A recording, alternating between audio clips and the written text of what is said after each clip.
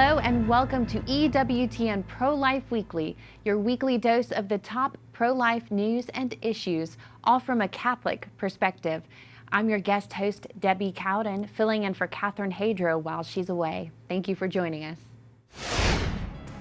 In this week's show, Jeanne Mancini joins us to share the March for Life's 2020 theme.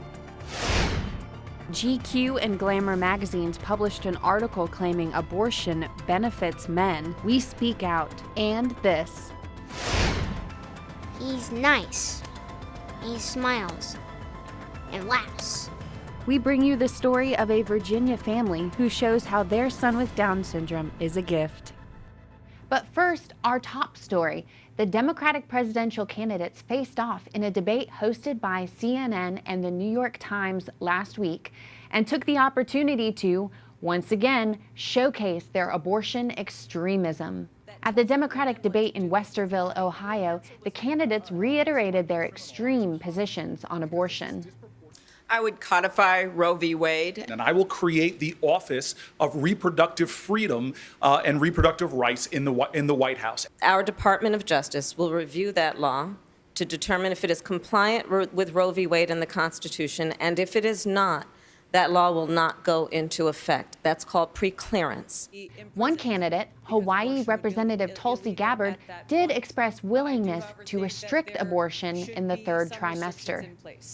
I support codifying Roe v. Wade while making sure that during the third trimester, abortion is not an option unless the life or severe health consequences of a woman are at risk. Joining us now in studio is Ramesh Ponnuru, senior editor at National Review, and Marilyn Musgrave, a former U.S. representative from Colorado and the vice president of government affairs for the Susan B. Anthony list.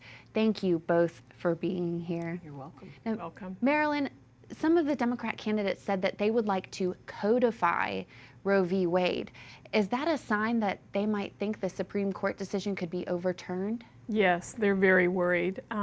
Many Americans feel the same way. You know, the court has changed. The court has actually agreed to hear a case concerning abortion. Louisiana's admitting privileges law. And, you know, these are times where all eyes are on what's happening in this nation with abortion. States are very enthusiastic about passing pro-life laws. Just in the last year, we've had just under 60 pro-life laws enacted. So it's a time where pro-life people and pro-abortion people are watching this very carefully. And Ramesh, we heard some really extreme proposals from Senators Cory Booker and Kamala Harris about creating a White House office dedicated to safeguarding abortion or using the Justice Department to block pro-life legislation at the state level. Is there any chance of this becoming a reality? Well, I think a lot of this has to be analyzed in terms of a Democratic primary contest that has mostly been about who can out-abortion the other and who can become more extreme on that issue. Probably the nadir of that contest was reached when Julian Castro said that he wanted to make sure that female-to-male transgender individuals could get abortions. There seems to be a fear on the part of a lot of these candidates that somewhere there's an abortion that's going undone, and this is part of that. I don't think that it's a serious proposal. The Supreme Court has not looked very favorably on this degree of federal intervention into states. It's done it really only in the case of the civil rights laws, and even then with some trepidation. I don't believe the court, as presently constituted, would allow this. But Marilyn, during the debates, many of the candidates didn't even use the term abortion. They were talking about protecting Roe or reproductive rights. Do you think that that was intentional? It is intentional. I really believe they want to hide their extremism. They want to put all this in a softer light, so to speak. But note that they're using Planned Parenthood's language, the abortion industry's language, to propose all of this stuff. So they're in lockstep with Planned Parenthood, the abortion industry, for their true agenda, which is abortion on demand up to the moment of birth. That's what they're all about. Well, and then Representative Tulsi Gabbard decided to differentiate from the rest of the Democrat candidates. She said that she actually wanted to see restrictions on abortion in the third trimester. Ramesh, do you think that that helped her or hurt her? Well, I think it would be good for the Democratic candidates if their eventual nominee took that position. It's overwhelmingly a popular position. Very few Americans believe that abortion should be legal and unrestricted in the third trimester. Whether it's going to help her in the Democratic primaries is a different question, because the abortion lobby has such a stranglehold on that party, and that's why none of the other candidates are willing to risk its wrath. And Marilyn, former Planned Parenthood President Lena Wen actually took some time to go on Twitter and weigh in on the debate, writing that she appreciates that Gabbard, quote, brought up the third rail for Democrats, that abortion should be, quote, safe, legal, and rare. We should reduce the need for abortions by investing in prevention. What do you make of Wen's praise of Gabbard? Well, it's kind of amazing. It is a third rail, and for people that don't know what that means, there may be some, that is a topic that politicians do not touch because it is so controversial. And when you look at the extremism of the Democratic candidates up there on the stage, they are wildly out of touch with the American people, with their views, as you stated so eloquently. And so, you don't talk about it in that way. But it's interesting that Dr. Wen, was the head of the largest abortion provider in this country that takes the lives of unborn children, over 325,000 lives a year. So when you look at where she was, head of Planned Parenthood, and when you look at Tulsi Gabbard, you can look at her voting record. She would not even support banning late-term abortion. She voted against the Unborn Child Pain Capable Act. She did not sign the discharge petition demanding that Speaker Pelosi give a vote on the the Born Alive Protection Act. So her record speaks very differently. You can't say you want to codify Roe and you want to end late-term abortion or put restrictions on it in the latter part of the pregnancy. Those things do not work together. We are one of 7 nations after Roe that allows abortion this late in the pregnancy, and we're not in good company. And Ramesh, in another tweet, Wen praised Tulsi Gabbard for using, quote, nuance to talk about abortion, but in today's political climate, is there any room to talk about nuance when it comes to abortion? Planned Parenthood is the largest provider of abortions in our country, and it is really breathtaking that today's Democratic Party is too extreme even for the former head of Planned Parenthood on this issue. The party used to say that abortion should be safe, legal, and rare, and that was a kind of lip service paid to those Americans who have serious concerns, qualms, or objections to abortion. Now it doesn't even do that. Safe, legal, and rare is no longer in the Democratic platform. That tells you everything about where today's party is. Ramesh Ponnuru, Senior Editor at National Review, and Marilyn Musgrave, Vice President of Government Affairs for the Susan B. Anthony List. Thank you both for joining me today. You're very welcome.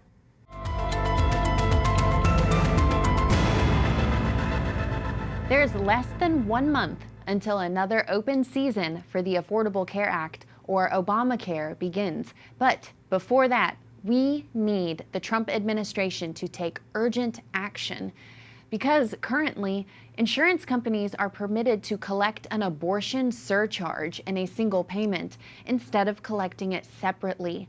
This is a misinterpretation of the law put into place during the Obama administration. It means the abortion surcharge is hidden, so pro-life consumers might accidentally pay for this coverage without their knowledge. Fortunately, last year, an official in the Trump administration proposed a new rule change which would correct the interpretation of the law regarding the abortion surcharge. But that vital rule has yet to be finalized less than a month from the next Obamacare open season, which brings us to this week's call to action. Go to ProLifeWeekly.com, where you can send an email directly to the Trump administration to say, please promptly finalize this pro-life rule. Again, there's less than 1 month to go until Obamacare's next open season, so the Trump administration needs to act quickly to finalize this rule to ensure pro-lifers are no longer tricked into paying for abortion in their health care plans. Congress has failed to approve legislation to remove abortion from Obamacare, so we need the Trump administration to take urgent action. And here's how you can help. You can send your email message directly to the Trump administration by going to prolifeweekly.com. Again, that's prolifeweekly.com to tell them to promptly finalize this pro-life rule. Turning now to our next story, the March for Life recently revealed the theme for its 47th annual event. The present moment is marked by a profound confusion about what it means to be pro-woman. So without further ado, it is my great privilege to announce the official theme for the 2020 March for Life.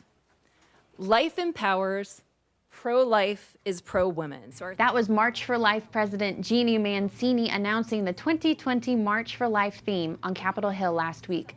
The 47th annual March for Life, the world's largest annual human rights demonstration, will take place on January 24th, 2020. And Jeanne Mancini, president of the March for Life Education and Defense Fund, joins us now in our DC studios.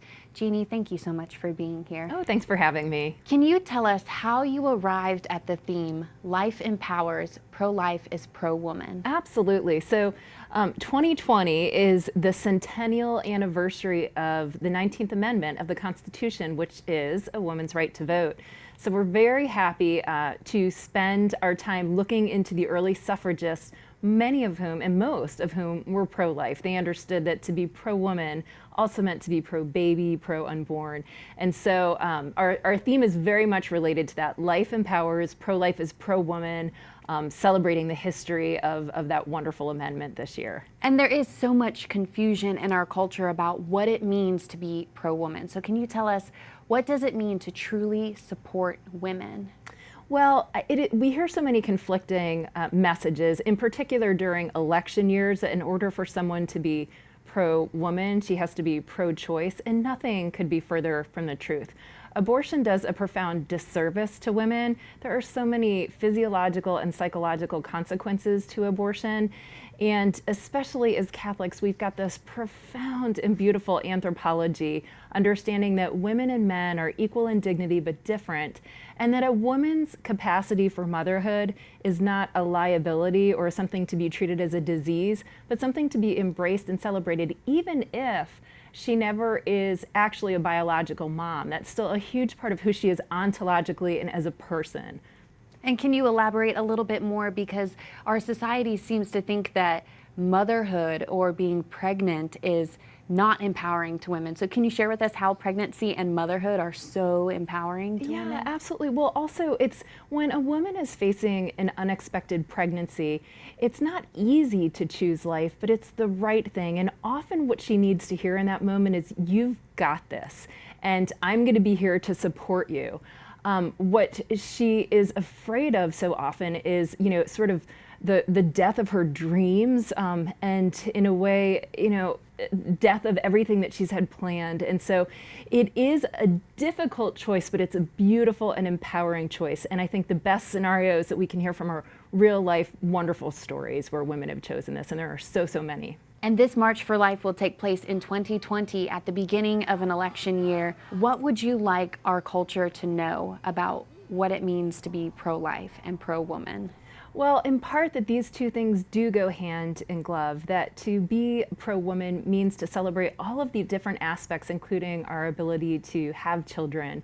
And again, this understanding that we are equal in dignity to men, but different. We're complementary to men. And so we are so excited on January 24th to celebrate this wonderful new theme, Life Empowers, Pro-Life is Pro-Woman. And we hope that all of your viewers will be sure to come and join us. Well, is there anything else that you'd like to tell us about the March for Life? Well, check us out at marchforlife.org and on all of our different social media outlets, because we're going to be announcing speakers and all sorts of fun different things along the way. So just be sure to stay tuned. Great. Jeanne Mancini, president of the March for Life Education and Defense Fund, thank you so much for joining us today. Thanks for having me. When we come back, I knew something was up in the back of my mind. I knew something was going on, but that's still startling news to receive, no matter how prepared you may be. This Down Syndrome Awareness Month, we bring you the story of how one Virginia family is embracing the gift of their son with Down syndrome. Stay tuned as EWTN Pro-Life Weekly continues after this break.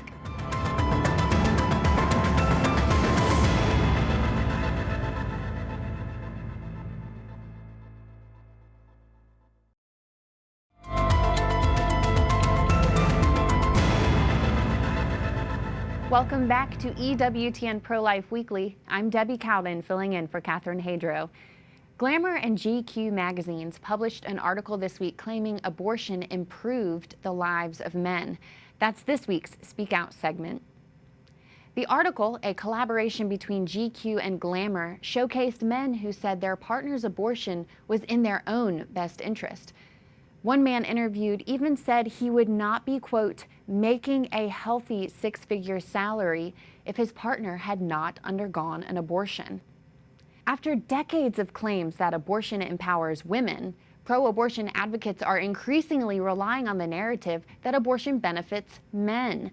They're now trying to use men as pawns to push their extreme agenda instead of just women.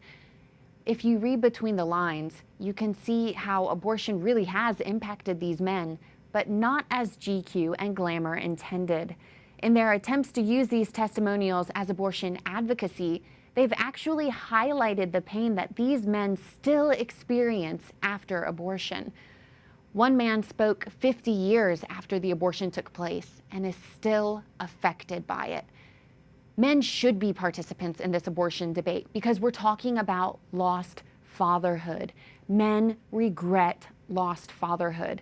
Men are made to be protectors of women and children. And in all of these cases, they were deprived of the ability to be protectors of their partners and their children. The protectors they could have been if they were just given the resources and support that they needed. My heart breaks for these men and women in this story.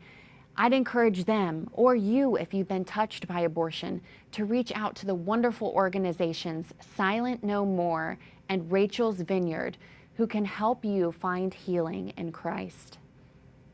And remember, there is something that you can do to counter today's culture of death. Follow this week's call to action.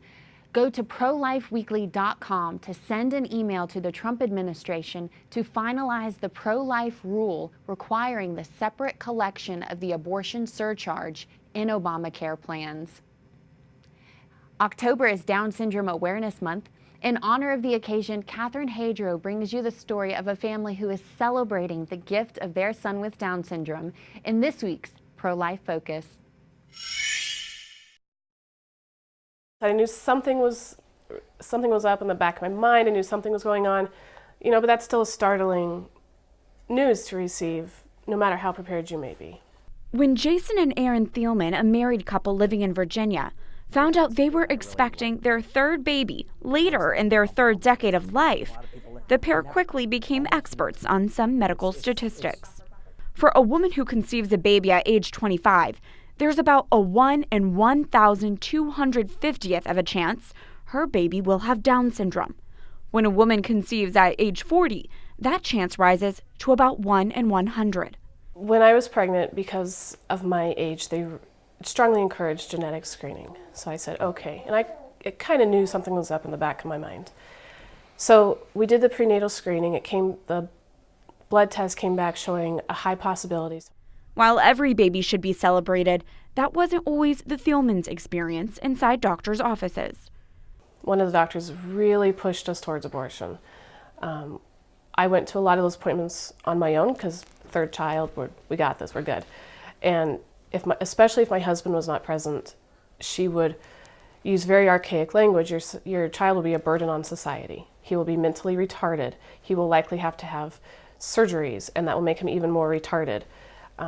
Very archaic, hurtful language. Instead of ever considering an abortion, the two decided to walk forward in faith. The Thielmans are devout Catholics and passionate about the pro-life cause. Jason Thielman is even chief of staff to Senator Steve Daines, chair of the newly formed pro-life caucus in the U.S. Senate. So in September of 2018, Andrew Paul Thielman made a welcome entrance into his home. Andrew perseveres. He was in the NICU for 30 days. He had surgery for Hirschsprung's disease when he was 15 days old. And I think he was stronger than us at that time. When Erin was later hospitalized for health issues of her own, the family learned pressure to abort their son with Down syndrome didn't end in the womb. One of the doctors, he asked how much stress I'd been under, and I was like, well, I had an emergency C-section. The baby has Down syndrome. He had surgery when he was 15 days old. We just got him out of the 30-day stay at the NICU. We've had some stress. He said, didn't you know you had the choice to abort your baby? You could have saved yourself and not been going through this had you had an abortion. And I was laying in my hospital bed, pretty weak, and I just told him, like, get out. At about 9 months old now, baby Andrew is proving to be a gift to the Thielman family. He's my pacifier. I mean, that's how I view him when Erin was sick and in the hospital and trying to manage the 3 kids. I just sit and hold him after getting the other 2 to bed or getting him up in the morning or in the middle of the night, and just holding him, I just felt a calm and peace. He will just hug you right away or kiss you right away. Big brother and sister Alexander and Abby, ages 8 and 6, are excited to have another sibling at home. He's nice, and he smiles, and laughs. He talks a lot. He's like, wow. And like this. Sometimes when he speaks baby voice, it sounds like he's talking like something else. Yeah, and sometimes like he kind of speaks in adult and like kind of like. While big brother and sister may not be able to put it into words yet, their love for baby Andrew is obvious. What are you doing? What are you doing? What are you doing? I am in a baby picture frame. For the adults in the family, the youngest Thielman has already brought some life lessons to light. One of my favorite places to hike is Garden of the Gods in my hometown of Colorado Springs. And it's filled with red dirt. And it is so cool, so special, so unique, and so rare that having a child with Down syndrome is like finding that red dirt trail. You know, every child is a different path on the trail of life. But those with Down syndrome, I equate that to finding that really special red trail. I think it's natural to have a lot of fear and apprehension and be angry. I mean, I had moments, and I know you had moments of just being angry about it, and you have to go through kind of various stages of coming to understand in terms with that. All of that really disappeared when the baby was born, and that really, I mean, it's just so true. It's almost as if baby Andrew is evangelizing to his family already at 9 months. And when you learn the meaning behind his name, it makes all the more sense. All of our kids have an A name. We call them the A team, so Alexander, Abby, and Andrew. So we chose Andrew Paul after St. Andrew and St. Paul, the first and last apostles, praying that he would have the intercession of every apostle from Andrew through Paul. With the intercession of the apostles, baby Andrew Paul Thielman might just evangelize the world.